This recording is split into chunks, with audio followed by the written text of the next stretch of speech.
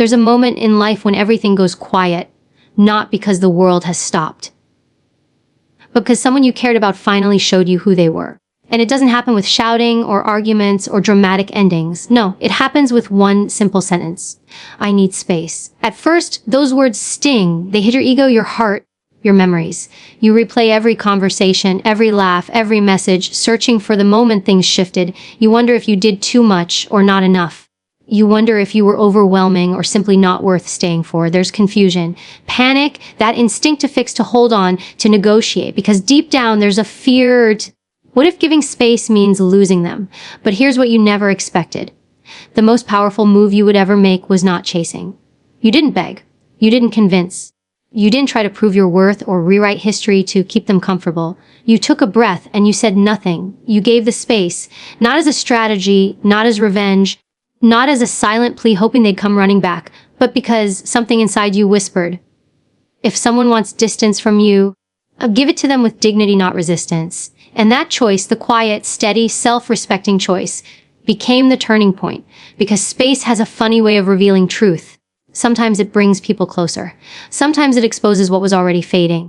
And sometimes it shows you that the person you thought you needed was only teaching you how to finally choose yourself. So yes, they asked for space. And you gave it, but you didn't just give them distance. You gave yourself freedom. And what came next, that's where the story truly begins. When someone asks for space, most people interpret it as rejection, as abandonment, as a quiet way of saying, I don't want you anymore. And because of that, the first instinct is fear, the fear of losing someone who mattered, the fear of being left behind, the fear that maybe you weren't enough and that maybe space is just the beginning of the end. But space isn't punishment. And it certainly isn't personal, not in the way you first assume it is. Space is information. It is clarity disguised as distance. See, when someone pulls back, they are revealing something about themselves, something you may not have noticed when emotions, attention, and closeness were clouding your vision. When everything feels good, when the connection is strong, when communication is frequent, it's easy to overlook signs, to ignore misalignment, or to romanticize possibility over reality. But space removes the noise. It creates a separation long enough for truth to walk in. Most people hate uncertainty. They hate not knowing where they stand. So when someone creates distance, your instinct might be to fill the space, to text more, to call more, to explain yourself, to fix something that hasn't even been defined. But here's the truth. The need to chase isn't love. It's fear. Fear of loss, fear of rejection, fear of being alone with the questions. But when you stop chasing, when you sit in the silence instead of trying to escape it, you discover something. Space tells you everything words refuse to say. If someone truly values you, space won't break the connection. It will strengthen it. They will return with clarity, with intention, with presence. They will come back because the pause made them realize what they don't want to lose. But if someone disappears into that distance, if their silence becomes comfort instead of conflict, if they drift rather than return, that is information too. It tells you they were already halfway out long before they verbalized needing a break. It tells you they weren't ready or willing or capable of showing up in the way you deserved. It tells you that your presence was something they assumed, not something they chose. And that realization hurts, but it also frees you, because space doesn't just reveal who they are, it reveals who you are. Maybe you realize that your worth isn't dependent on someone staying. Maybe you realize that your identity can't be built around someone else's decision-making. Maybe you learned that silence doesn't destroy you. Instead, it strengthens you, sharpens you, clarifies you. When you give someone the space they request without resistance, you hold up a mirror in the most powerful way. You say without speaking, I am not afraid of the truth. I am not afraid of distance. I am not afraid of being without what isn't meant for me. That kind of calm confidence isn't weakness. It's strength. The kind most people never master because they are too focused on attachment instead of alignment. People often think love means holding on. But sometimes the most loving thing you can do for yourself and for the other person is to step back and allow space to do its work. Not as manipulation, not as punishment, but as reality. Because truth does not need pressure to exist. It simply needs room. The right person will treat space as reflection, not escape. They will use it to think, not avoid. They will use it to grow, not disappear. And if they don't, then their absence becomes the closure you never had to ask for. And here's the surprising part. You may eventually become grateful for the request you once feared, because without that distance, you might have continued investing in something unbalanced, uncertain, or temporary. You might have kept building a future with someone who wasn't even fully present in the present. Space forces honesty, not the emotional kind that spills out during arguments, but the quiet kind that reveals itself through behavior, effort, and consistency. It shows you what someone chooses when they are no longer influenced by habit, routine, or immediate access to you. So let the space exist. Let it stretch. Let it speak. Because what returns after distance is meant for you, and what does not was a lesson, not a loss. Space isn't punishment, it's perspective. It's where clarity grows. It's where ego dissolves and truth surfaces. And it's where you learn that you don't lose people, you lose illusions. The right people stay, the wrong people drift.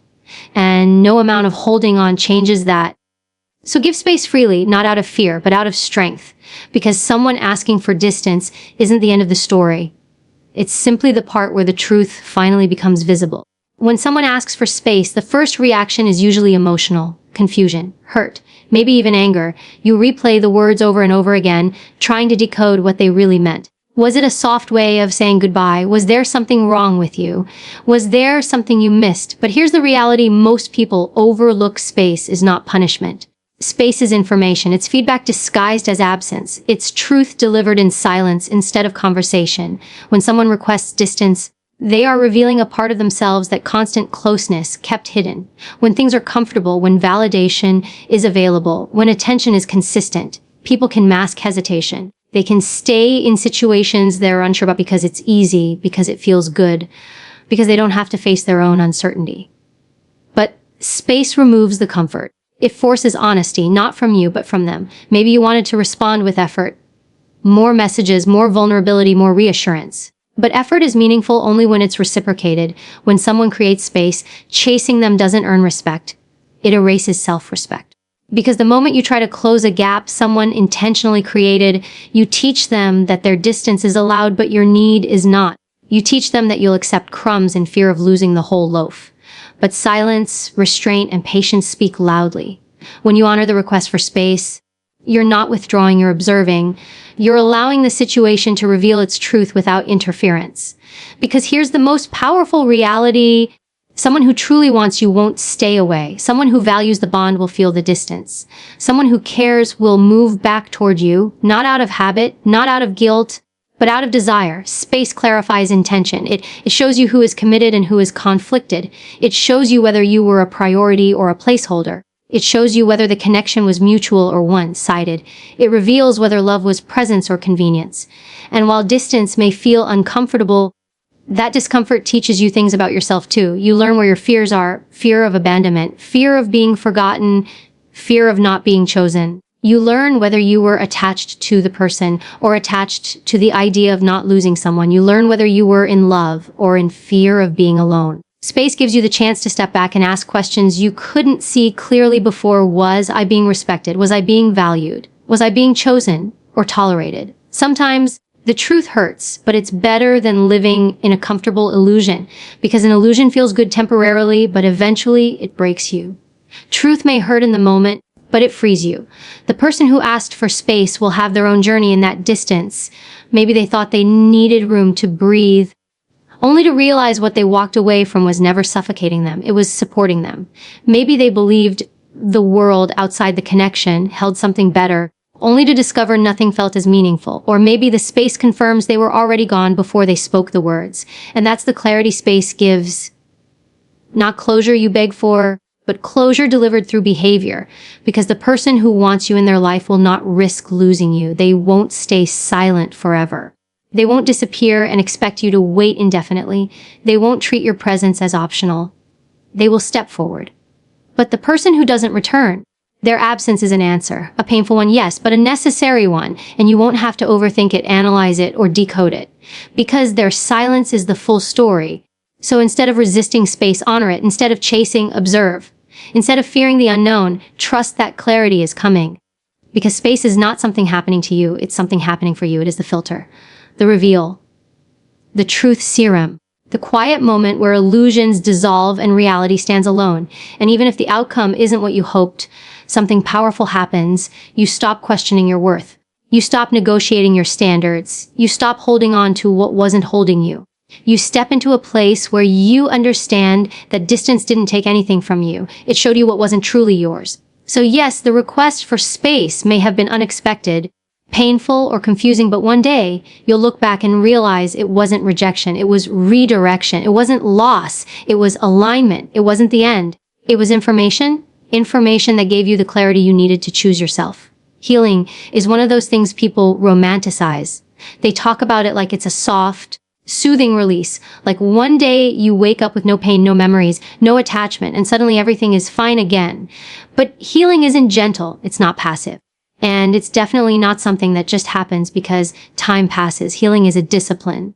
It's a choice you have to make again and again, even on the days when your heart feels heavy and your mind wants to revisit the things you lost. Most people wait for healing the way someone waits for the weather to change, hoping tomorrow will hurt less, hoping memories will fade, hoping closure will magically appear. But healing doesn't reward passiveness. You don't wake up healed. You work for it. There are days when the pain feels manageable, when you feel strong, balanced, steady. Then there are days when one thought, one song, one memory pulls you back into the emotional gravity of what hurt you.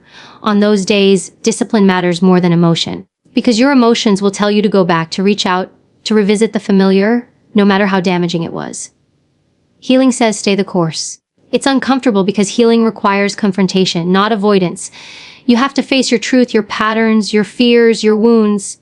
You have to ask yourself hard questions. Why did I tolerate something that wasn't healthy? Why did I make excuses when my heart knew the truth? Why did I try so hard to hold on to someone who wasn't holding on to me? These aren't easy questions and they don't have instant answers, but answering them is part of the discipline. Healing asks for participation, not passivity. There's a point in the process where loneliness shows up, not because you're alone, but because you no longer have the distraction of what once filled your mind and days. You start to feel the void where connection used to exist. Most people mistake that void for loss, but it's actually space to rebuild yourself, space to rediscover what you neglected, space to become someone stronger than the past version of you. On the hard days, discipline looks like not calling someone who has shown you indifference. It looks like not checking the messages, the social media, the old conversations you replayed 1,000 times trying to find meaning. Healing looks like sitting in the discomfort instead of running from it. Some days discipline is quiet. It's getting out of bed even when sadness feels heavy. It's eating, hydrating, exercising not because you feel motivated, but because you know your body needs care even when your heart is tired. Other days discipline is louder. It's saying no to temporary comfort. It's resisting the urge to reopen a door that led you into pain. It's choosing peace over familiar chaos. If healing were about emotion, no one would get through it. Because emotionally, you may miss someone long after they stop showing up for you. Emotionally, you may still want what wasn't healthy. Emotionally, you may still feel a pull to the past. But discipline reminds you of what your emotions forget. You didn't lose them. You lost someone who wasn't meant to stay. And you didn't just lose them. You found an opportunity to rebuild yourself with stronger boundaries and higher standards. The discipline of healing teaches patience too. There's no timeline. Some memories stop stinging quickly. Others take months. Some wounds close slowly. But every day you choose yourself over your past, you grow. Sometimes growth is so subtle that you don't notice it until one day you do. One day you wake up and the memory no longer has power over you. One day you hear the name, see the photo, revisit the place, and there's no emotional collapse, no ache, no longing. One day you look back not with pain, but with understanding. One day you realize you didn't just heal, you transformed. And the transformation isn't just emotional. Healing makes you wiser, more self-aware, more intentional. You start recognizing red flags quicker. You protect your energy more carefully. You love differently, not with fear, but with clarity. Healing teaches you the difference between attachment and connection, between being wanted and being valued, between craving someone's presence and honoring your own worth. Eventually, you stop wishing the past had worked out. Instead, you become grateful it didn't. Because if it had, you wouldn't have grown into the person you're becoming. Healing is discipline because it requires consistency. It requires boundaries. It requires self-respect when your heart wants to negotiate. It requires choosing long-term peace over short-term emotional relief. But in the end, when the storm settles and the emotional chaos finally quiets, you're left standing stronger, clearer, wiser, and more grounded than ever before. And that's when you finally understand healing was never something that happened to you. It was something you built day by day, choice by choice, until the pain no longer controlled your life. There comes a point in life where you stop explaining yourself, stop justifying your worth, and stop begging for treatment that should have been given without request. That moment doesn't come from confidence at first. It comes from exhaustion, from realizing you've spent too much time trying to prove yourself to someone who was never willing to see you clearly. But eventually, something shifts inside you. You stop asking, why wasn't I enough? And you start understanding your value was never something that needed to be earned. It was already there. They just didn't recognize it. Your value is not negotiable. It's not something people get to adjust based on their convenience, moods, or insecurities. It doesn't shrink because someone couldn't meet you where you stood. It doesn't fade because someone was unsure. And it certainly doesn't disappear because someone walked away. People will try to treat you according to the way they see themselves, not according to who you are. Sometimes they underestimate you, not because you are small, but because they cannot perceive anything bigger than their own limitations. Sometimes they take you for granted, not because you offered too much, but because they believed love would always be available no matter how carelessly they handled it. But when you finally step back, when you stop accepting inconsistency, when you stop making excuses for someone's lack of effort, something powerful happens. The dynamic shifts, not because they change, but because you do. You begin to reclaim the parts of yourself you handed away in hopes of being chosen. You begin to rebuild boundaries where you once offered excuses. You begin to understand that love without respect is just attachment, and attention without consistency is just convenience. Value is never proven through giving endlessly. Value is recognized through alignment. The right person will never ask you to shrink. They will never make you compete with their distractions, their ego, or their uncertainty. They will make space, not distance. They will communicate, not disappear. They will choose, not hesitate. There's a harsh truth many avoid. If someone wants you, you'll know. If they don't, you'll be confused. Confusion is not chemistry. Mixed signals are not passion. Inconsistency is not depth. A connection shouldn't require decoding. You should not need to earn clarity. It should be given. When you understand your worth, you stop negotiating with behavior that betrays you. One-sided effort, emotional limbo, lukewarm investment, these things become intolerable. Not because you're bitter, but because you've learned. Because you finally see that love is not proven by how much pain you're willing to tolerate. There's strength in walking away.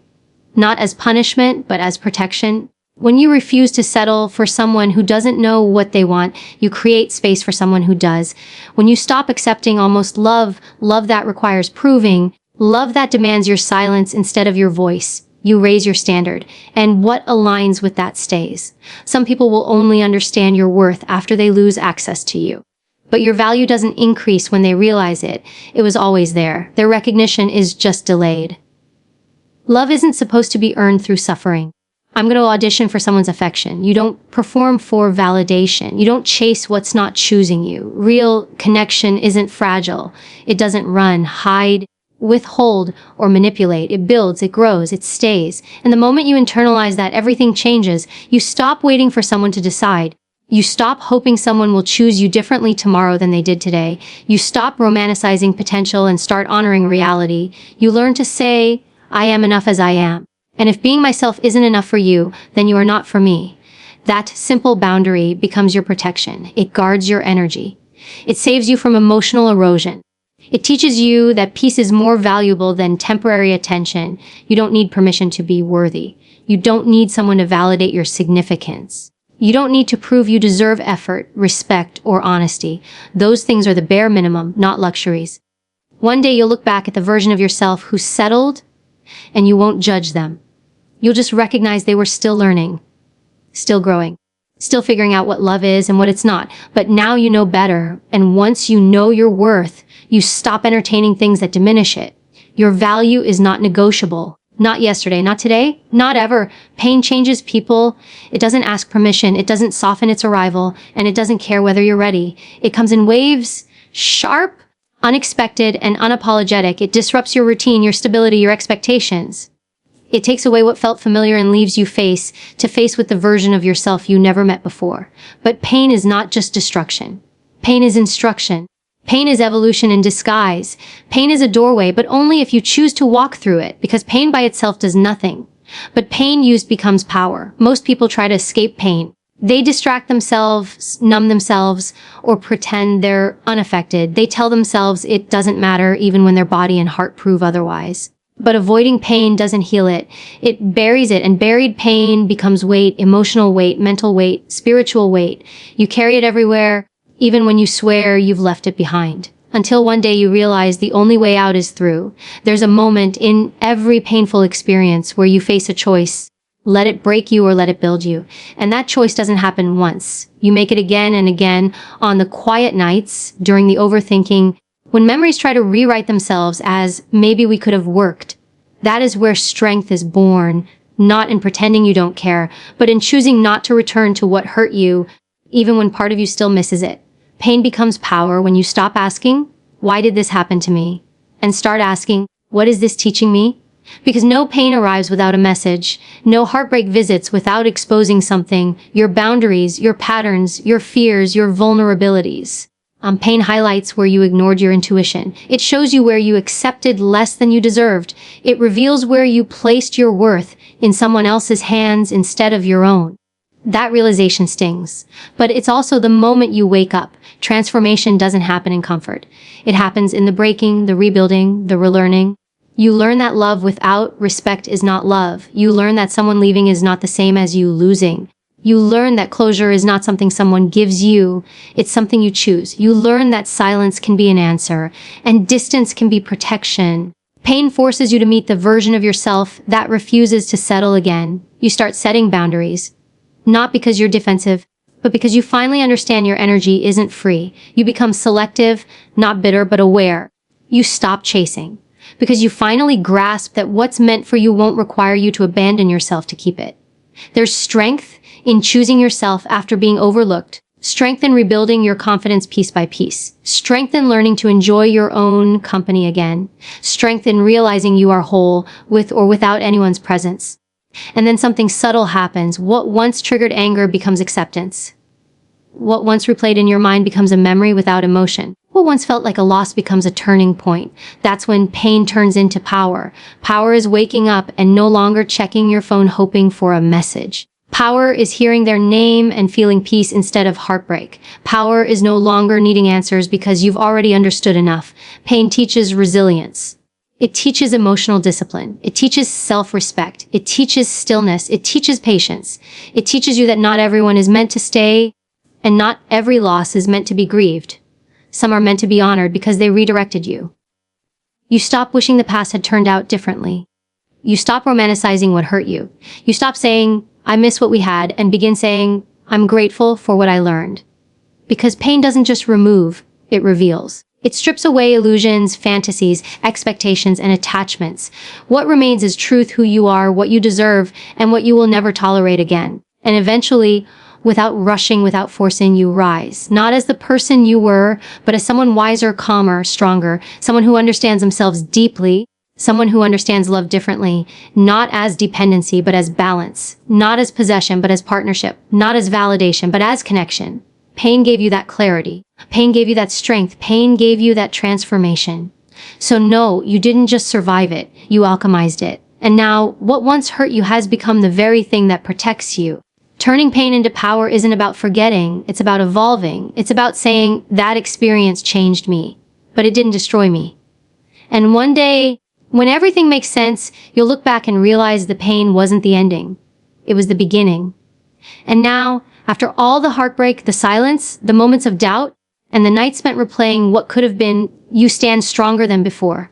You have learned that love cannot be forced, that respect cannot be begged for, and that your worth is not something anyone else gets to negotiate. Every experience, every hurt, every space given or taken has been a lesson. One that taught you how to honor yourself, how to protect your energy, and how to demand what you deserve. The truth is this: the power to rise, to reclaim, and to thrive was never in anyone else's hands. It has always been in yours. Giving space, letting go, and embracing your own path doesn't mean weakness. It is the ultimate act of strength. You are no longer defined by someone who left, someone who needed space, or someone who didn't recognize your value. You are defined by the courage it took to choose yourself over and over again. So carry this forward. Your presence is powerful. on your value is immutable, and your peace is non-negotiable. Never shrink to fit someone else's uncertainty. Never compromise your worth to be loved. Stand tall, stand firm, and let the world, and the people who are meant to be in it, recognize the force you already are. Because the space you once gave away has become the space where you found yourself, and that is a gift no one can ever take from you.